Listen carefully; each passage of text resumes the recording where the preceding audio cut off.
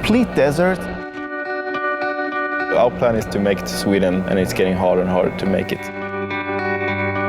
We're low on water and we're in the middle of nowhere, as you can see.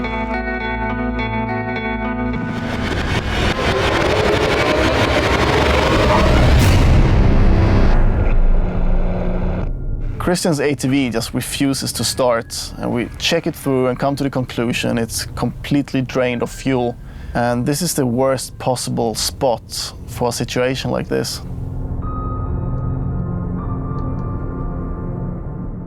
Well, we don't know where we are at the moment.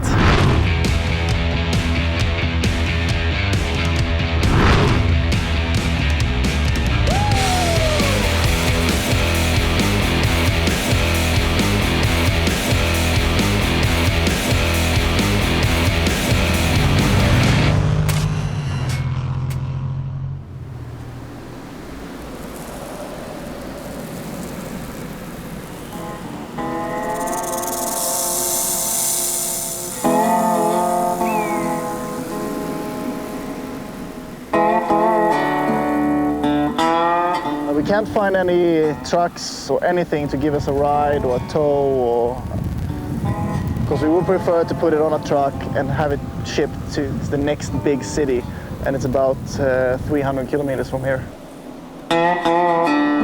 Christian's ATV just won't start. We check everything and come to the conclusion it's completely out of fuel.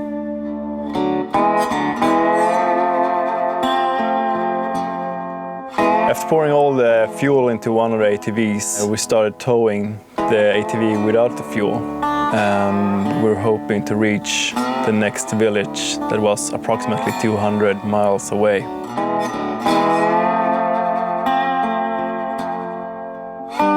It was getting darker and darker, so we decided to set up camp because it's really dangerous driving during nighttime. The next day, we were delightful to find our old Russian Aral bus that drove past, and they stopped and asked if we needed some help. And there was a tiny little van full of people, and they offered to actually make some room and squeeze the ATV in the back.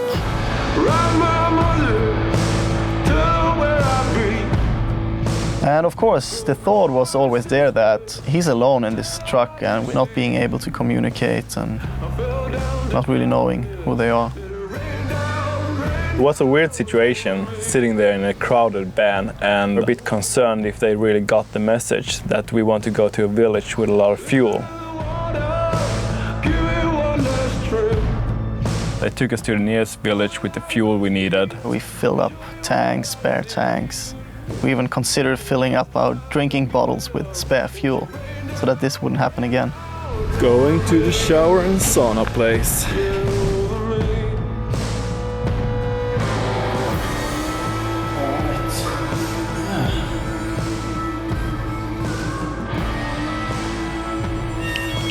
How do you know when your shower is ready in Mongolia? This is how.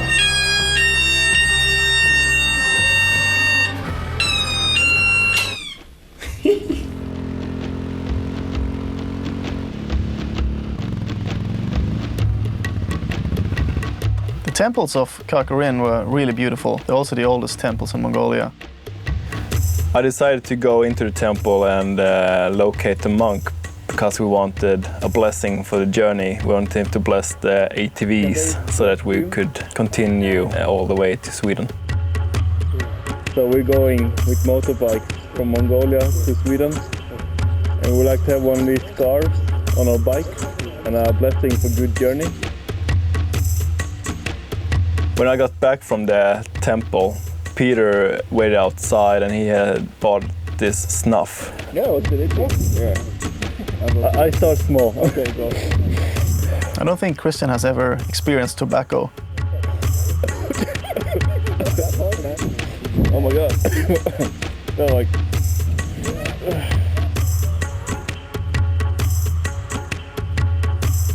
We're having a little issue with the oil. It's pop off. There's no oil and it's black. Pop. Vi måste dumpa I all olja vi har. When Christian checked the dipstick and realized that he had lost some oil and the oil quality was really bad, he got a bit anxious. It's not a good thing for the oil to be that dark because it's really bad for the engine. So I went under and started screwing it off. I just want to empty it for maybe 2 or 3 deciliters. But then it just got all out of hand. And it was really warm because we were driving just half an hour ago with it. We handled the burn in a very basic way. We put some aloe vera and a lot of water on it. A lot of things could have got a lot worse. You could have got a bad burn, later on infections, and we were very far away from any hospitals and medical treatments. Because we didn't check the oil every day, we found ourselves in this situation. We made a little stop to check the map, and suddenly this Mongolian guy shows up on his motorcycle. And he wanted to try our ATVs. It gets a bit annoying after a while, and he's just insisting he wants to try it. So we say, like, what the heck, let him have a little spin.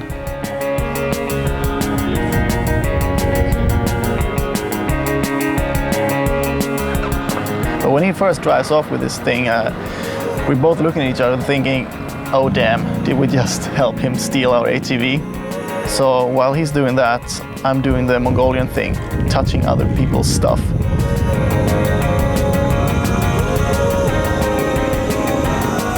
At one point, I almost hit Christian with a bike. Then I decided to brake, but nothing happens because this guy was riding without brakes. In one village, they rolled in, really starving, and were looking for food. But this Mongolian took us back to his little tent, where his wife started cooking some dinner. And in the tent there was 2 kids and a few kittens. And these kids noticed that they got our attention. Throwing the cat. Oi! They started to play with the kittens. And the way they did it, it was in this most awful way.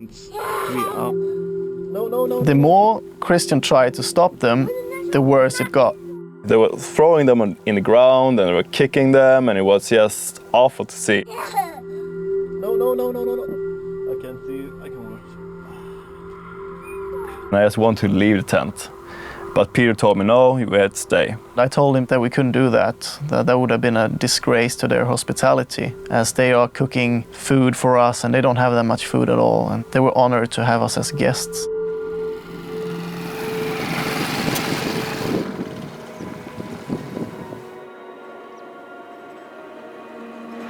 After many days, we met these 2 Estonians in a remote village, and they were on their way to drive 1 loop around the world on their motorcycles and doing some UNESCO charity along the way. From Estonia, then we did a round trip to Black Sea. They were really friendly and very refreshing to meet some people that you can actually speak English with. We talked about everything from kite surfing till the situation of the roads. I had a pretty bad accident. I wish we would have had more time to maybe sit down and have a beer with these guys.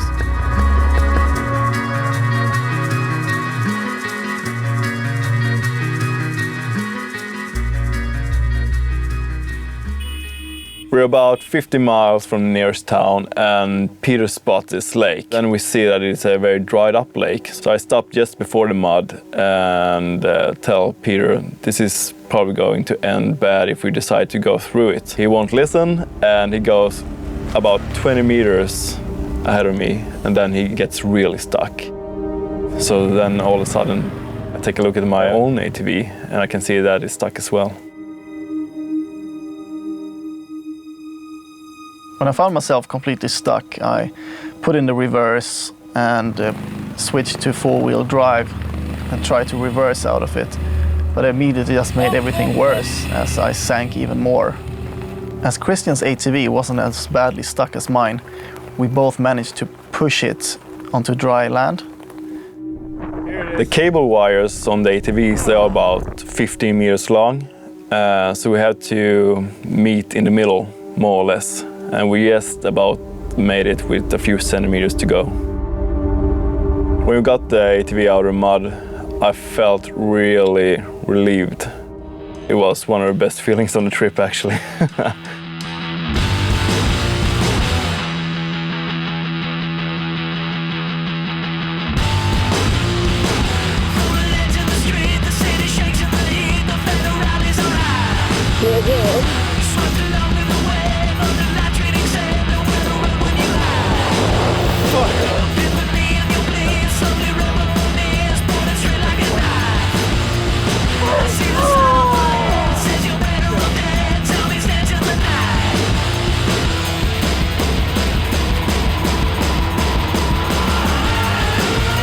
After the lake, we went to the Russian border to spend the final night in Mongolia.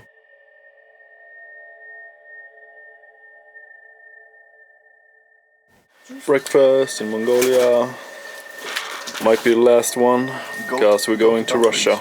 When we were about to cross the border into Russia, we noticed that we didn't have the right import documents to Christian's ATV. There were a lot of Russian trucks waiting to cross the border. So I walked up to one of them and did a little lie about that one of our ATVs was a bit broken down, and one guy decided to help us out. He opened up the back of his truck and we loaded it.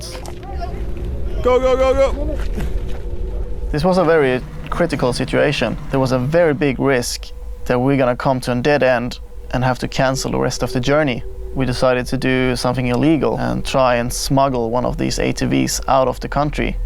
And that's in a country where they are pretty strict about laws. And there's no chance in the world that they're gonna let us out of Mongolia without any proof that we imported this machine.